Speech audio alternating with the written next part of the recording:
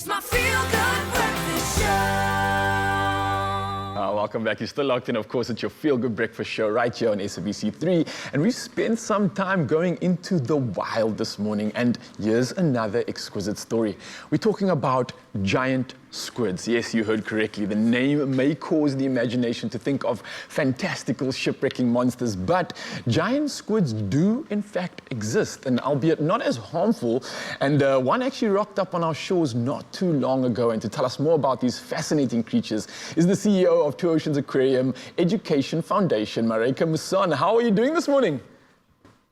Good morning. I'm really well, and it's lovely to join you once again. It's always good chatting to you. I know when I chat to you, I'm going to discover something new, and Nature Boy is just like, yes, what is it? So, giant squids, what? Please tell me about them. I've got so many questions. Firstly, what is their actual name? Is their scientific name? Where do they like swim around so I know to maybe stay away from it? And also, how big do they get?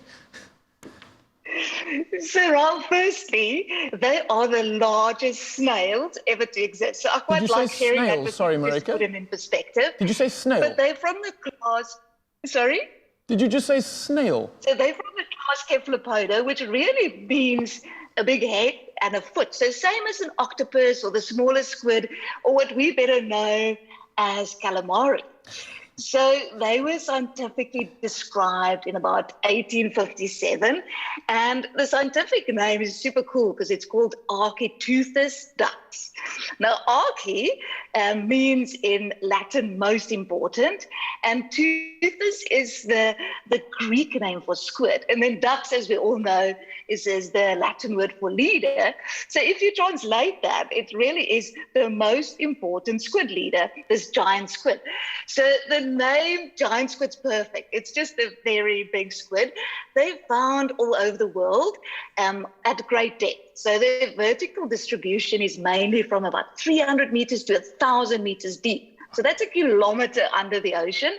And they're not so fond of tropical water, so warm water or the polar regions. But what's quite exciting is that there's a colossal squid, which is very similar. It's heavier, but not as long, that you find off Antarctica. So there are squid there. I'm hoping I might go and see one, actually. So these squid get really long. They've got this mantle, which is the body, and then 8 very long arms with suckers and 2 tentacles. So the overall length varies, from the little ones from about 3 meters all the way to 13 meters, with an average between 10 and 12 meters. So they're quite a sight when they wash up. But what is also very impressive, of course, are these cup-like suckers on these long arms. And those suckers have got tiny little teeth. So it's been observed on sperm whales where these giant squid get a hold of them, it leaves like quite nasty scars. So it's definitely not something to mess with. Another interesting fact is they actually have 3 hearts. So 2 of these hearts will pump blood to the gills, and the other heart will pump it throughout the body. They've got really big brains, so very sort of a complex neurological system, so they're quite clever. They can weigh up to 400 kilos, so they're bulky, and they've got the biggest eyes of any animals.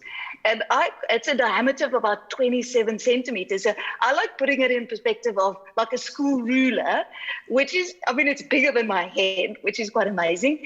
And then also a very big beak with little radula, which is like a tongue with little teeth.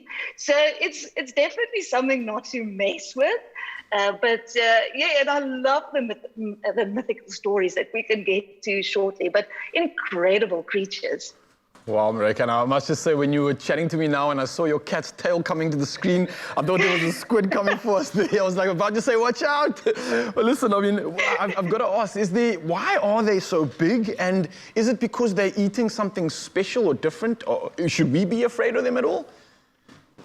No, so there's a sort of a reason for their size, because many of these really deep sea animals get really big compared to their shallow water counterparts. So it's like giant squid, a lot of the invertebrates. You can think of those giant spider crabs as well. And it really could be because of the cold water environment environment they're in. There's quite a scarcity of food, so their metabolism adjusts to the environment, so it slows down, but they can convert food a lot better. And then, of course, there are not that many predators down there, so they don't necessarily have to hide. And so they can get a lot bigger. But there's a lot of research still lacking, so it's not that clear. But what's exciting is that there's so much more still to learn about the ocean, and especially the deep ocean environment. So what they eat is, they don't eat humans. That's not on the menu. They actually have, sorry, there's a tentacle in the way here. They actually have quite a small menu of mainly deep sea fish and other squid. And they can also be cannibalistic. So they do fight with each other. They do eat each other. Every now and again, it's been observed in their stomach contents of those that wash up. And then, of course, they do have a main predator, which is the sperm whale. So they do get eaten by sperm whale. The smaller ones get eaten by some of the shark species.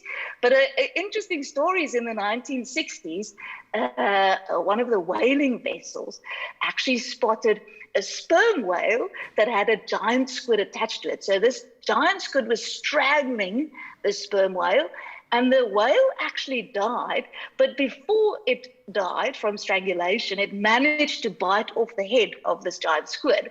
So both of these animals end up, suffering and dying. So yes, they're forever on the lookout for sperm whales to stay out of their way. But yeah, not a big diet, and we're certainly not on the menu there. Oh, well, Marika, it sounds like I could honestly just sit with you and hear these stories for days and days. It sounds like something out of a novel or a movie, but it is in fact true. And I just want to say thank you again for sharing the beauty of the ocean, the unexplored world that we still live in. And it's so interesting just to get educated and see all the amazingness that is in this water. So thank you so much for your time this morning. Always a pleasure. Look, well, these enormous creatures seem to like our waters, so I think we can in fact count as them as part of our national heritage, I'd say. And Marika Masan, we can't say thank you once again for sharing your knowledge and your time with us this morning. Ooh.